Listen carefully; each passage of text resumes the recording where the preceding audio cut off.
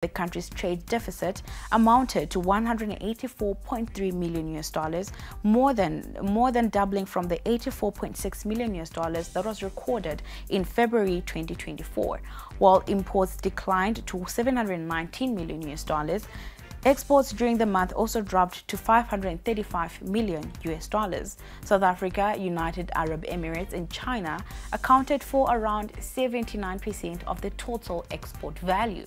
South Africa, China, Bahamas, and Mozambique were the main source markets, accounting for 70% of the country's imports. We are now joined by our business correspondent, Eben Mabunda, to discuss this further. Eben, it's a very good evening to you. Now, what were Zimbabwe's major imports and exports during this period? Well, good evening, Faith.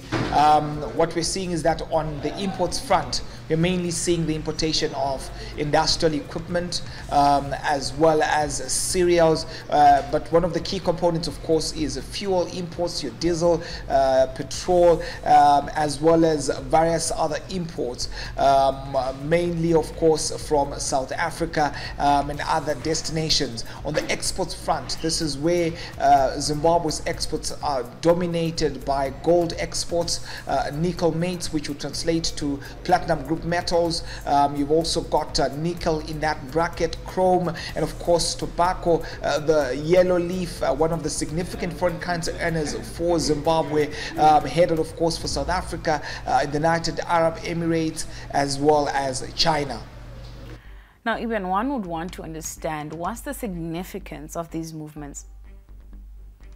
Well, Faith, Zimbabwe's exports declined by about 17%, while the imports declined by a narrower margin of about 1.5%.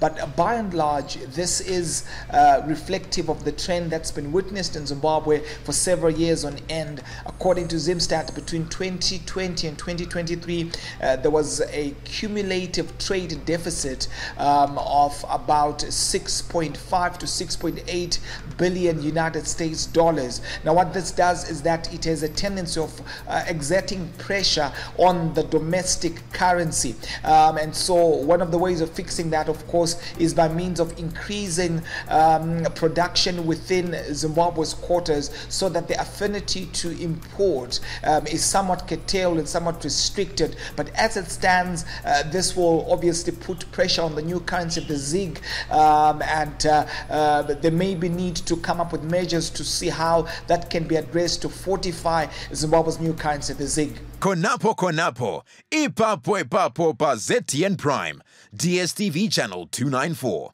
the place to be.